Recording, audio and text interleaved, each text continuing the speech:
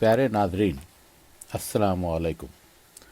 बहुत दिनों से मेरे दिल में ख्वाहिश थी कि आपको एक अजीम वली अल्लाह की मज़ार शरीफ का दीदार कराऊं। आज ही मैं नागपुर के लिए मेरे शरीक हयात के साथ निकल रहा हूं। हज़रत ताजुद्दीन बाबा की मज़ार शरीफ नागपुर में वाक़या है। आपकी पैदाइश 31 जनवरी 1861 बरोज़ पीर नागपुर के करीब एक गांव में हुई। आपके बहुत सारे करामात आपकी सवान उम्र पढ़ने से मालूम होती हैं, जिसका कुछ जिक्र मैं इस वीडियो में करने जा रहा हूँ। बहुत सारे मरीज़ जो शयातीन और जिन्नात के कब्ज़े में होते हैं, उनका रूहानी इलाज भी बाबा के दरबार में खूब होता है। जो मंज़र आप इस वक्त स्क्रीन पर देख रहे हैं,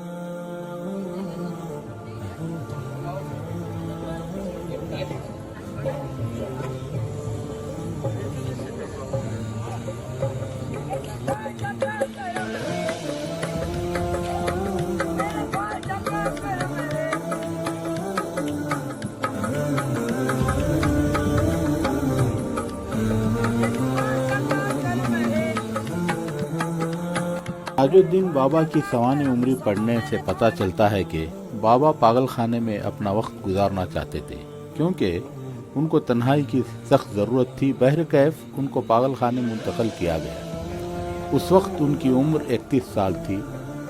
ईस्वी 1892 यानी कि 1892 का था दिन जुमेरात।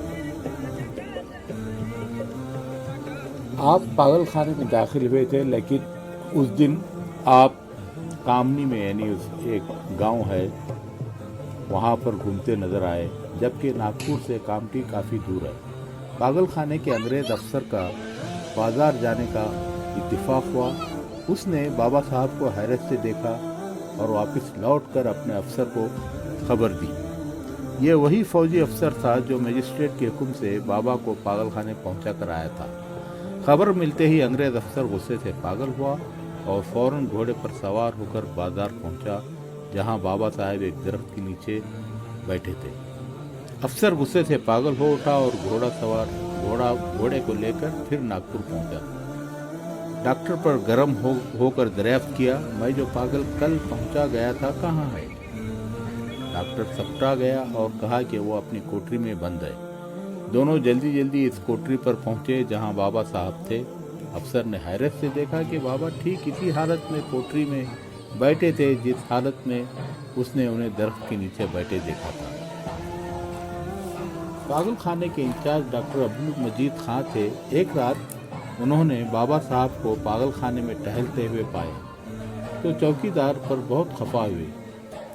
तुमने कोठरी को बंद क्यों नहीं किया? चौकीदार ने डॉक्टर साहब को ले जाकर दिखाया कि कोठरी का ताला लगा था और बाबा साहब इसमें बंद थे। डॉक्टर साहब हैरान होकर कभी ताला देखते और कभी बाबा साहब को। इतने में अंदर से बाबा साहब बोले, क्या देखता है? हवा तो है, आती है और जाती है। आप देख सकते हैं कि मज़ार शरीफ का अहाता कितना खूबसूरत है। मज़ार शरीफ पर कितना नूर बरस रहा है। आप इस मंजर से लुत्फ़ उठाएं। दरगाह के बगल में खूबसूरत मस्जिद का भी नज़ारा देखते रहें। इंशाअल्लाह फिर कभी ऐसी ही वीडियो के साथ मैं आपसे मुलाकात करूँगा। थैंक यू, शुक्रिया, शब खैर।